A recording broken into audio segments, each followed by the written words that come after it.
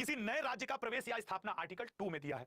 अभी इंपॉर्टेंट बहुत आएंगे। अब देखो, नए राज्यों का गठन, मौजूदा राज्यों क्षेत्र की सीमाओं और नामों में परिवर्तन 3 में है, ठीक है, अनुच्छेद 3 में। अनुच्छेद 5 में संविधान के प्रारंभ में नागरिकता का जिक्र मिलता है, नागरिकता का। ये जो आपके पेपर में आए हैं सिर्फ वही यहां रहेंगे। उसके बाद अनुच्छेद 6, इसमें इंपॉर्टेंट यह है, अनुच्छेद 6 में पाकिस्तान से जो भारत आए हैं उनकी नागरिकता का जिक्र हमें अनुच्छेद 6 में मिलता है, जरूर, जो पाकिस्तान से भारत आए हैं, आर्टिकल 6 में। और अनुच्छेद 11 में किसी भी नागरिकता के ऊपर कानून कौन बनाएगा, तो आपका ये बनाएगा, संविधान बनाएगा, ठीक है ना, संसद बनाएगा। ये कुछ ऐसे आर्टिकल हैं जो आपसे ग्रुप के रूप में आपके एग्जाम में पूछा जाता है, जैसे समानता का अधिकार किस किस अनुच्छेद में है, स्वतंत्रता का अधिकार किस अनुच्छेद में है, शोषण एक्सप्लोटेशन, मतलब यहां पे अंग्रेजी है, घबराना मत, अभी सारा हिंदी में ही है। तो यहां पे लल्ला आपसे पूछेगा शोषण के विरुद्ध अधिकार, ठीक है ना, शोषण के विरुद्ध अधिकार किस आर्टिकल से किस आर्टिकल तक है। अब यहीं पे नंबर का खेल है। आपका धार्मिक अधिकार किस आर्टिकल से किस आर्टिकल तक है, आपका कल्चरल, सांस्कृतिक और शैक्षणिक अधिकार और राइट टू रेमेडीज, जिसको भीमराव अंबेडकर जी ने आत्मा कहा है, ये आपसे जोड़े के रूप में पूछता है, इसलिए मैंने जोड़े के रूप में इसको लाया। अगला पॉइंट समझो। अगला इंपॉर्टेंट है राइट टू इक्वालिटी, अनुच्छेद 14, कानून के समक्ष समानता। कानून के समक्ष समानता 2 प्रकार की होती है, ठीक है ना, एक अमेरिका से ली गई है, एक इंग्लैंड के, विधि के समान समानता, विधि के समक्ष समानता। आर्टिकल 15 कहता है कि यार भेदभाव नहीं करेंगे, धर्म, जाति, लिंग, भाषा, इनके आधार पर भेदभाव नहीं।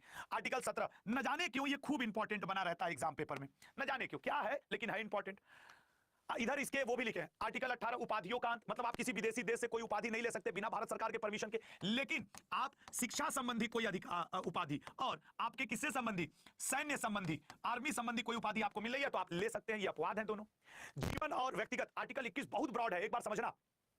अगर आपसे कहे धूम्रपान निषेध पब्लिक प्लेस पे, किस आर्टिकल में, 21। निःशुल्क जल, स्वच्छ जल पीने का अधिकार, आर्टिकल 21। निःशुल्क भोजन प्राप्त करने का अधिकार, आर्टिकल 21। विदेश जाने का अधिकार, आर्टिकल 21। आकस्मिक चिकित्सा सहायता पाने का अधिकार, आर्टिकल 21। गर्भावस्था में चिकित्सीय सहायता पाने का अधिकार, आर्टिकल 21। अपने मनपसंद व्यक्ति से विवाह करने का अधिकार, आर्टिकल 21। अपने मनपसंद व्यवसाय करने का अधिकार, आर्टिकल 21। ये सब आर्टिकल 21 में है।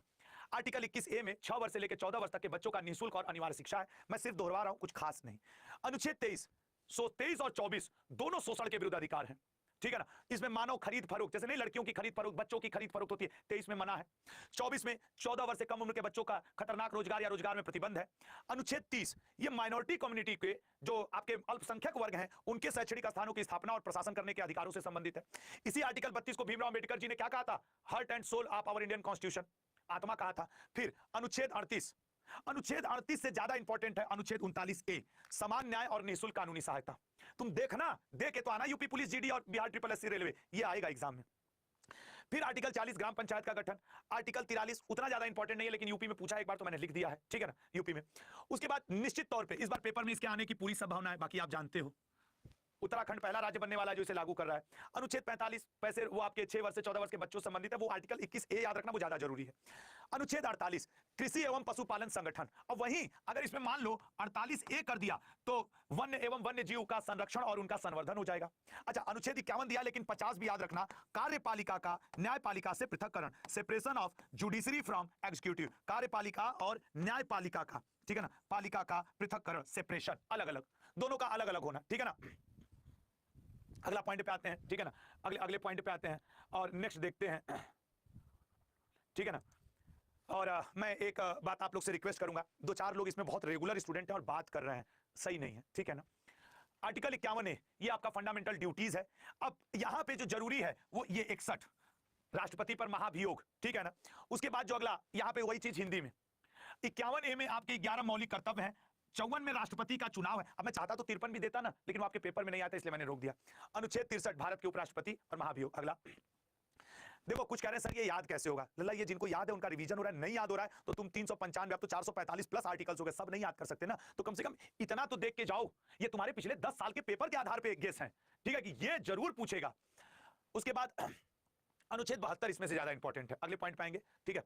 अब देखो कितना इंपॉर्टेंट ये है, इसमें सर ऐसा है कि ये तो वही वाली बात है कि सरला,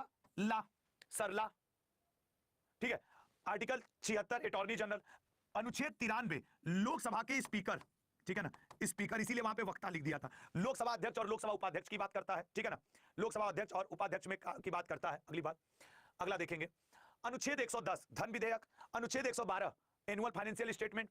अनुच्छेद 123 राष्ट्रपति के अध्यादेश की शक्ति। अनुच्छेद 124 सर्वोच्च न्यायालय का स्थान। आज तक 2 ही बार ऐसा हुआ है कि सर्वोच्च न्यायालय की बैठक भारत से मतलब भारत में दिल्ली को छोड़ करके हुई है, एक बार हैदराबाद में, एक बार श्रीनगर जम्मू कश्मीर में। अनुच्छेद 214 राज्यों के लिए उच्च न्यायालय। अब अगला इंपॉर्टेंट देखो, अनुच्छेद 153 राज्यों के राज्यपाल, जैसे 52 में देश के लिए राष्ट्रपति है, वैसे 153 में राज्यों के लिए राज्यपाल है। जैसे आर्टिकल 176 में अटॉर्नी जनरल है देश के लिए, वैसे आर्टिकल 165 में राज्यों के लिए एडवोकेट जनरल है। 266 समेकित निधि, ठीक है ना, कंसोलिडेटेड फंड, जिससे दी जाती है सैलरी सबको। ये वो आर्टिकल हैं जो एग्जाम में कंफर्म पूछे जाते हैं, इनको हल्के में लेकर के अपना मतलब वो मत सोचना कि नहीं नहीं ठीक है तो ठीक ही हो जाएगा। कॉन्टिजेंसी फंड, आकस्मिकता निधि, वित्त आयोग, 312 अखिल भारतीय सेवा और 324 चुनाव आयोग, ठीक है ना, 324 चुनाव आयोग, ठीक है ना। ये बात याद रखिएगा कि इनको आपको ध्यान रखना है। अगले पे आ जाएंगे, अनुच्छेद 338 एससी के लिए राष्ट्रीय आयोग, ठीक है ना, सुप्रीम जो शेड्यूल कास्ट के लिए राष्ट्रीय आयोग की बात है, ठीक है, शेड्यूल कास्ट के लिए राष्ट्रीय आयोग की बात है।